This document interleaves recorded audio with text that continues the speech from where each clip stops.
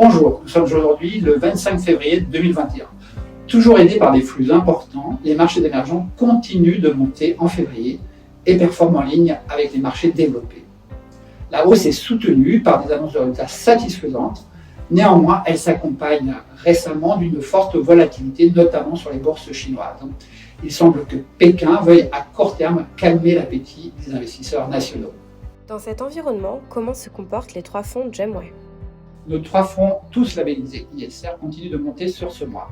Environ 4% pour Gem Equity et Gem Asia, 2% pour Gem China. Les trois fonds surperforment légèrement leur indice de référence en février. Nos actifs sous gestion montent d'environ 120 millions d'euros sur le mois, tout comme c'était le cas en décembre et en janvier dernier. Gem Equity est désormais à 1,480 milliard d'euros, Gem Asia et Gem China à 110 et 115 millions respectivement. Au total, nous gérons 1,7 milliard en actions émergentes.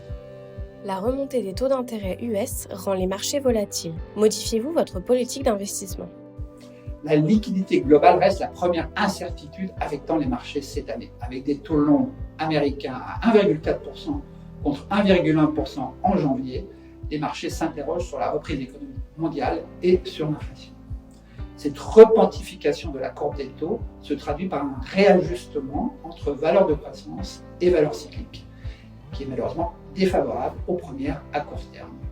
Il faut dire qu'après avoir sorti de très bons résultats sur 2020, ces valeurs de croissance sont devenues chères.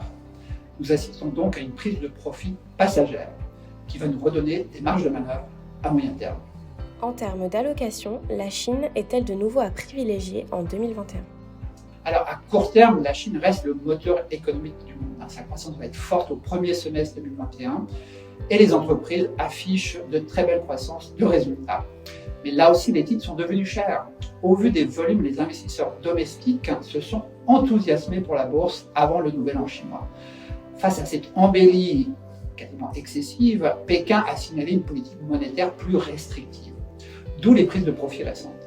À court terme, il convient donc de rester prudent et sélectif, d'où notre légère sous-pondération. Mais la baisse actuelle va nous donner des opportunités intéressantes dans les mois à venir. En dehors de la Chine, les performances sont plus mitigées. Qu'en pensez-vous? Alors, les principaux marchés asiatiques restent plutôt bien orientés. En Inde, le Delhi a annoncé un budget volontariste pris positivement par les investisseurs. Nous y avons renforcé nos positions. La Corée et Taïwan continuent de bien performer. Nous privilégions toujours ces marchés et notamment leurs valeurs technologiques. En Amérique latine, le Brésil continue de décevoir. Et face à l'interventionnisme étatique, les investisseurs restent prudents sur l'éventualité d'une reprise post-Covid. Nous y avons réduit notre exposition. 2021 devrait voir le retour de la croissance mondiale, mais aussi de la crainte inflationniste. Dans ce contexte, les actions émergentes sont-elles à favoriser? Alors, le retour de la croissance mondiale s'accompagne effectivement d'une hausse des taux longs outre-Atlantique, ce qui pousse naturellement les investisseurs à se repositionner sur les valeurs cycliques. C'est en général positif émergent.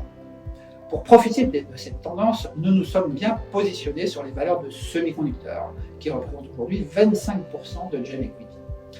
Nous avons également renforcé nos investissements sur des titres peu chers, comme Ping An Insurance en Chine, et attendons pour repondérer les grands titres Internet chinois. Je vous remercie pour votre attention et vous donne rendez-vous fin mars.